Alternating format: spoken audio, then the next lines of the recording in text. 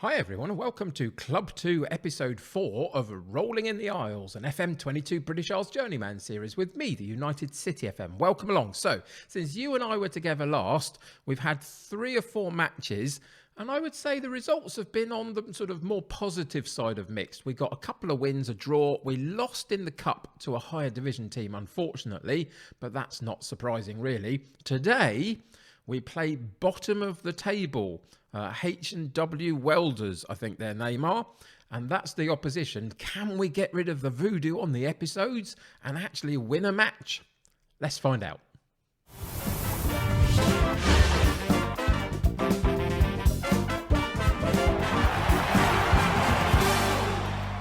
So this has been a bit of a weird season really at Ballinamallard for me personally. It feels like the team is not playing particularly brilliantly. Defensively, you can see that we've got the 5th worst record in the division in terms of goals conceded, but we're doing all right with goals scored. So it doesn't feel like the team are actually doing that well whilst I'm watching them play.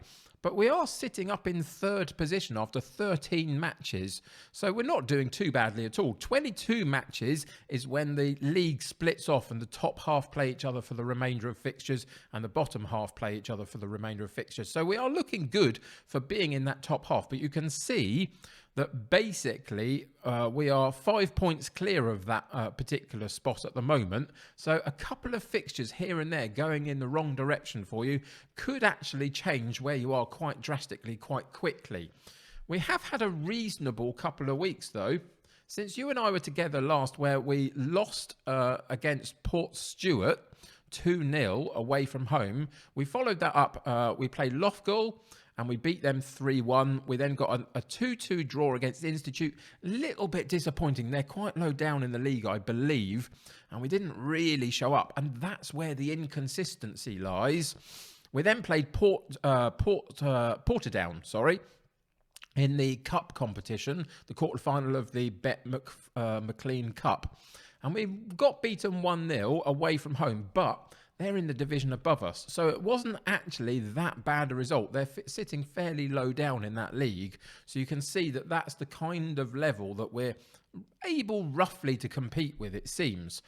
And then the last outing, we played Armagh and we got a 4-1 win. Now, because of these 2 results here, the Institute game specifically, the 2-2 against them, when I thought we should be winning that match, I did make a couple of very small tweaks to the setup and the style of play. And the Armagh match was the first time really that we put that into practice. And it seemed to work out pretty well for us. And that ultimately has led us, as I say, into 3rd position. So what changes did I make? Let's go find out.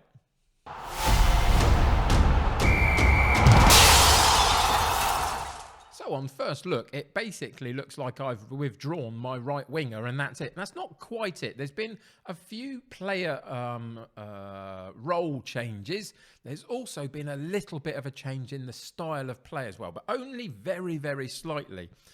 It's just about tinkering with it and trying to just turn a little bit of something in our favour, just a little bit. So we did withdraw the right-sided midfield player. I just felt that we were getting a little bit overrun in the defensive area, so I wanted to tighten that up a little bit. Burns, I think, is really important to us, being in and around this area as the inverted winger. So I wanted to keep him up the pitch. But it felt like the right-sided midfielder could potentially do a better job of supporting the fullback, but also helping out the play from that slightly deeper role. So we changed that. The next thing that we changed was these 2 striker roles a little bit. We've played all sorts of different things. We've played the 2 poachers. I've had a pressing forward and a poacher before. I've had a couple of different things, advanced forwards in there, but what I thought was basically, if Burns is going to come into this spot, then if Banda is around the top of the penalty box, then maybe there's some 1-2 opportunities to get him involved in the play a little bit. We've also got Grace and Crook approaching from that midfield area, getting into these sorts of areas here, around the top of the penalty box in this box-to-box midfield role. So with Burns coming in, it just felt like we had a few options, and we'll get some overlap from the fullbacks, but we're basically going to try and take some shots from the top of the penalty box more than anything else. and see if we can get some goals from it. With the poacher of Sproul on this occasion, because McGlynn is injured, and that's really unfortunate because he's doing well for us in that poaching role so far this season. Just sort of poaching the ball in and around the box if we get it in there. Basically, that's what I've changed in terms of the player roles and the positions, other than because we're keeping Burns up the pitch. And because we have a midfielder on the right-hand side approaching from slightly deep, I also changed these two round and had the holding player behind Burns because he's further up the pitch, and the box-to-box using this space behind the poacher. So there's plenty of room for him to run into. Whether it will make a difference or not long-term, I don't know. But it feels logical to me in terms of how to set the shape up with the player roles that we've got. So that's where we went with that. In terms of how we're playing, we haven't changed a lot, but down this left-hand side in these boxes, there have been one or two little bits of information and instruction for the players, and I've basically wiped it clean. So we're in the balanced mentality rather than the positive. Again, I just wanted to get a slightly stronger defensive unit, but not too much. And you will see everything across the board is pretty much in a standard way of play. There's no huge instructions there because the intention is to keep it simple. Basically, I want to keep a standard line defensively and offensively so we're not getting overrun at the back, but we're also getting a reasonable chance of getting up the pitch and keeping the team quite close together. And ultimately, that was my choice, really. Take away all the instruction. We've taken away any thoughts of Metzalas and Carraleros in midfield. We've simplified that down. And it's now just about, can this group of players get out on the pitch, keep the ball, move the ball around and get up to this sort of top of the penalty box kind of area and have some long shots. What I would say is that the goals that we've been conceding at this level, and I'd be interested to hear what your view on all of this is, because it's happened to me a lot. They keep scoring worldies against me, the opposition. From like 30 yards out, they swivel and then they curl it into the top right-hand corner, or they blast the ball from distance and get it past the goalkeeper who can't get across to it and all that stuff. It feels like all of a sudden we're playing Brazil or something from the 70s with all of these mad long shots and stuff that they're able to pull off. And we're not quite getting the same for us. We have to work harder, it feels like, to get our goals. It's just what I feel at the moment, but maybe that's just me. What's your experience of the lower league management? Are you finding that as well? Maybe it's just a couple of players being able to exploit some weaker goalkeepers. Maybe. I don't know. But that's what it feels like. Anyway, this is the setup that we're going to play for a little while. You saw it got a 4-1 win against our previous opposition. Today, we do play bottom of the table, H&W Welders. I think that's their name anyway. Yes, it is, definitely. Bit of an interesting name, isn't it, for a football team? But that's who we've got. If we're not going to break the curse of an episode today, even though it's away from home, I'm sorry, you may never watch me win a match on Football Manager 22 on an episode, potentially. It might just not happen if that's the way it's going to go. But confidence has got to be good. We've had a reasonable run. So let's see if we can do this. Before I say anything more and get us into the game, don't forget to subscribe to the channel if you haven't already. If you're enjoying the content, if you're enjoying watching me go through pain, I go through pain on Twitch every afternoon, 3 till 5 p.m. UK time as well, with the save I've got going on over there. Come and join us over there if you can. But subscribe to the channel here. Click a like button on this particular episode for me. That'll help me continue to be seen by lots more people. And let's get into this game. Hopes are high, I would say. I think we can do this. Let's have a little bit of positivity. So we're going in with Williamson in goal, Smith at right back, Curry at left back, Armstrong and McCann in central defence, Crook, Grace, McKee and Burns in midfield, with Banda and Sproul up top, and a bench of Dealey, Carey, Clark, Moorhead and McElwain. So let's get into today's game and see what happens.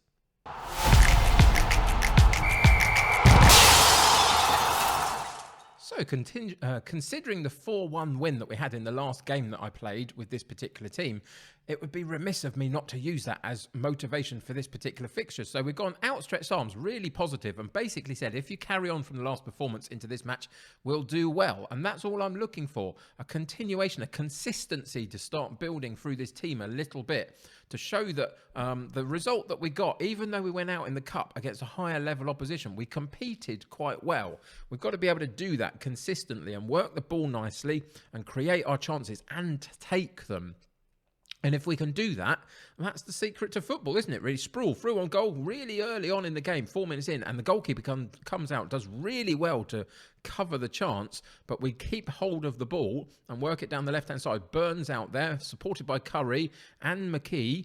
So we're working hard to get the shots away, and there is the chance from Sproul again at the top of the box. He hasn't played much this season, but with an injury to our main number one striker so far this season, it was time to give him an opportunity, and Sproul has taken that very, very nicely. McKee with a good ball into Grace, Banda onto Sproul, and Sproul gets it out from his feet and does what I said the opposition were doing against us a lot so far this season, taking a long shot from just outside the box and powering it past the goalkeeper. It's good to see that we can do that too. Banda on the free kick to the near side as we look at it, and Armstrong up from the back for the free kick round the outside of the defence, gets his head on the ball, and in 10 minutes we've gone 2-0 up. Yeah, it's better than I thought it was going to be, to be honest. We're going really well so far. As long as he held his run, which he did really very, very well on this back post, just muscled his way past the defender on this near post as we were looking at it. Got ahead of the ball, of the defender, onto the ball. A long throw comes in and the goalkeeper comes out and claims it. The long throws are really interesting. It causes all sorts of havoc in the defence usually. We clear our lines then, but then we go straight into midfield for the opposition to pick up the ball, and they've dropped it back to defence to keep it, and they've switched it from left to right. We've got some defending to do here now. Let's see if the shape can hold out. You can see that we're dropping slightly deeper than we have done previously. They still managed to turn and run off of our defenders, unfortunately. We don't have a huge amount of pace at the back. One of our guys is good, the other one not so good. That was a little bit dodgy there. The goalkeeper came under some pressure, but we cleared the ball and managed to survive it. We've had slightly less shots at goal than they've had, but we've had more possession, so that's decent in its way. Keeping hold of the ball is always helpful, but can they be a little bit more dangerous on their current opportunity? They've worked it again onto that far side, into the near post, and the ball comes in, but it gets blocked off, and it goes out for a corner kick. So defensively, again, we held the shape, held the positions, did our job, and then cleared the corner kick, but only partially. They win the loose ball, and they come back at us, but the highlight goes. So they're having more shots at goal than we are. They're putting us under a little bit of pressure, but here's another chance for us and another goal for us. And that's the difference in this particular match. It's what we've seen against us a couple of times this season, is that even when you potentially can dominate certain areas like possession, it's all about what you do in front of goal. And if you're clinical enough to get the ball in the back of the net, you're going to obviously win games. It makes, it's football for dummies, isn't it? Basically, it's as simple as that. Unfortunately, that goal was disallowed by offside, but we're still creating the opportunities and putting them under a little bit of pressure when we can. They've worked the ball very nicely, had a long shot themselves, but it goes wide and high of the goal, just slightly, just off target. But a good sighter for them. But things are going well. We haven't had too many shots in this first half, but I'm not so worried about that. The style of play will dictate that we just take a little bit of time to create some of our chances, and we're not going gun-ho and having 15 shots every half, etc. But if they're quality, they're quality. And what I would point out as we come up to the half-time, the thing that I'm most pleased about in this particular setup with this particular match so far, 8 shots at goal, 7 of them on target. And that's something that we have not seen so far this season. We're usually up at like 9, 10 shots at goal and 3 on target or something. And that always suppresses how many goals potentially you can get. Of course it does. That's just the way of the world. It's how it works. So ultimately, I'm really pleased with this performance so far. We've got a 2-0 lead. They have been getting shots against us. We do have to worry a little bit about that. But look at that consistency. And those are the sorts of things that we're trying to iron out as the season progresses on. So by the time we reach that mid-season point where the league splits off, if we can make it into that top half, then potentially we're in better form to cope with that. That's the plan anyway. We'll see how we go. But for now, we'll focus on this second half. So we've got to be happy. So we're going to go outstretched arms. Let's say I'm happy with how we dominated possession, or I'm happy with the number of shots on target. That's the one I want. Happy with the number of shots on target. Keep it up. Keep the consistency. So we'll go into the second half and we will focus. Is that going to cause a problem? Remind your players to stay focused on the task at hand. I like it. It will probably upset them because Football Manager is weird. When are you supposed to use focus if it's not when you're in the lead and trying to hold on to it? That doesn't make much sense to me that they're unhappy with it. But it didn't last long. They're back to being okay again. And it's got us through the first 20 minutes or so of this second half with no major problems. It's been a bit quieter in terms of the shots at goal. We clear our lines on this particular highlight, but they win it straight back again because we just booted it back to their defensive area. And they've worked a chance down the left-hand side, dropped it back into midfield. The shape again is good for us. We're not on a high press or anything like that, but we're just holding shape and trying to make them work harder to get through us. And it's working a little bit. There's still room out there for them to do that, as we're finding out. But we kept them at bay enough to make them take a long shot at least. But again, there is the long shot issue that I've got. Is that overpowered in FM22 in the lower leagues? Is it overpowered everywhere? I haven't played in the higher leagues to know really at this point. But it just feels like the strikes that I'm seeing against us particularly have been really, really good from like 30 yards out. It's a little bit interesting. Trying to block those off. I guess a three-man central defence might do that a bit, but at the moment we're not thinking about changing the structure that much. So with 15 minutes to play, we're just going to make a couple of changes. We're 2-1 now, so we've got to be a little bit careful. So we're going to reduce ourselves back into the cautious mentality, just hold the ball and stick with it a bit. We're going to make a couple of changes purely for freshness, really, more than anything, unless there's somebody playing awfully. The only one that's below par really is the left fullback. I'm not so worried about that just at the moment. We'll take Crook out because he's low in conditioning, and we've got Moorhead, who's played quite a bit for us this season. I wanted just a little bit of a change up in the side, just a smidge, to be able to get a better performance out of us. So Moorhead has been dropped a little bit, but he can come back in for the rest of this particular fixture. We are also going to take McKee out. McKee has been working hard in terms of winning the ball back for us and all that kind of stuff. But what we're going to ask Clark to do is come and sit in as the deep-lying playmaker in this particular role. And he will be able to dictate the play a little bit. He's got no pace at 36 years old, but he's got good vision and good passing. So hopefully for the remainder of the game, he can find a way to sit in midfield and just keep the ball for us a little bit. So that's the hope for him. We've got one more that we can make. I'm tempted to take a striker off and put a third defender in the centre point there and hold on to the game. But that's going to draw them on to us. Do I do that? We're only one goal up. No, I think I'm going to keep it as it is, and we're just going to rotate a striking position. Even though they're playing very well, we're just going to put a striker on just to give some fresh legs again up top and a little bit of a different type of scenario for them to worry about. So again, we're going to change up the role. He can be an advanced forward in this particular setup. Nope, that's not what I want to do. I want to put him in as the poacher. That is his role, definitely. My mistake there. So let's go back out. We're not going to change up too much of the play because the whole point of this particular setup at the moment is it's the simplest way to play, and I don't want to change that. We've only just dropped ourselves in the slightly cautious mentality to hold on to the ball a little bit better, and hopefully we can see this game out for the next 7 or 8 minutes we've got left. The ball goes through to their goalkeeper, excuse me. He clears it and we win it defensively.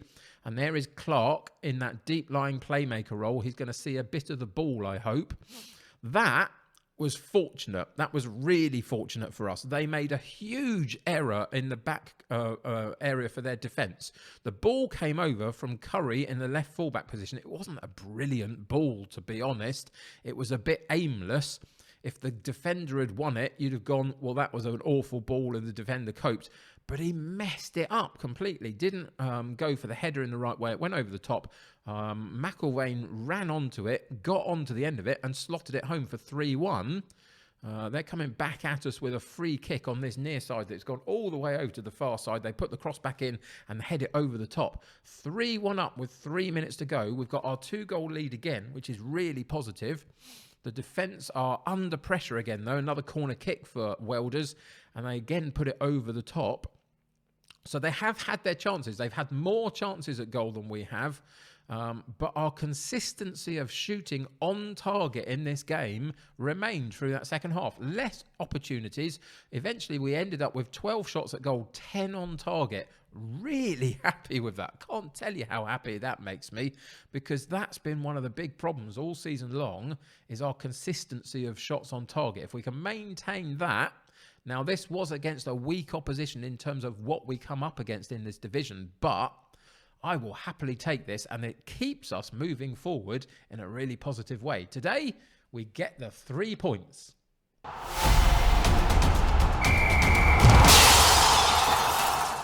So, finally this season, to me at least, it feels like we're heading in the right direction now. This is working better for us. We're still a long way behind Newry at the top of the table. They're dominating this division. I mean, they've got a goal difference of 21, and we're next with a goal difference of +6. So you can see that they are absolutely head and shoulders above everybody, and they're currently 8 points clear of us. But we are in second position in the league. And that is fantastic. If we can maintain that for the rest of this section of the league till it splits, I'll be very, very happy with that. And we are 6 points clear of losing that particular slot in that top 6.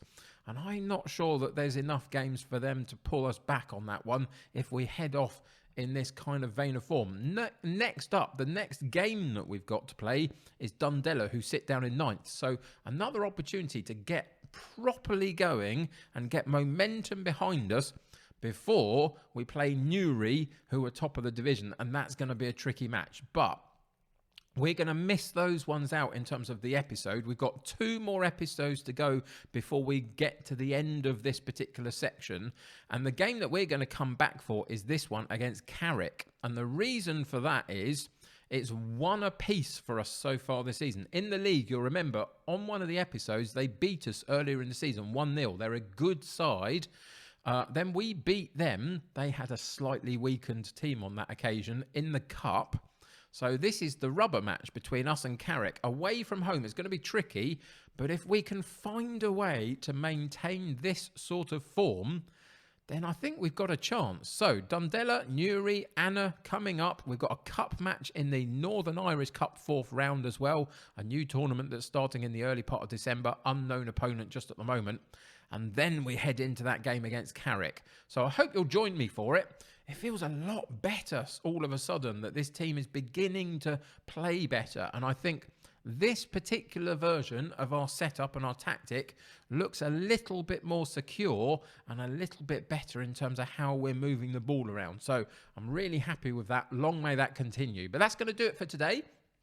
Hope you've enjoyed this particular episode. I have. We got rid of the curse of the episodes and we actually won a game of Football Manager 22 on an episode for you all to see. It's quite an experience. I don't know what to do with myself now. I have to go and lie down in a darkened room or something. But anyway, thank you for joining me today. I really appreciate it. Hope you're enjoying the series, even if it has been a little bit of a struggle here and there so far. But off we go. Let's see if we can maintain this. Thank you for joining me. Subscribe to the channel if you haven't already and join my United City community, the more the merrier. Click that like button on this particular episode. That will help me get seen by more people. Go and check all the links in the description below to my social medias, my Patreon, all that kind of good stuff. And I will see you very soon. Take care. Bye for now.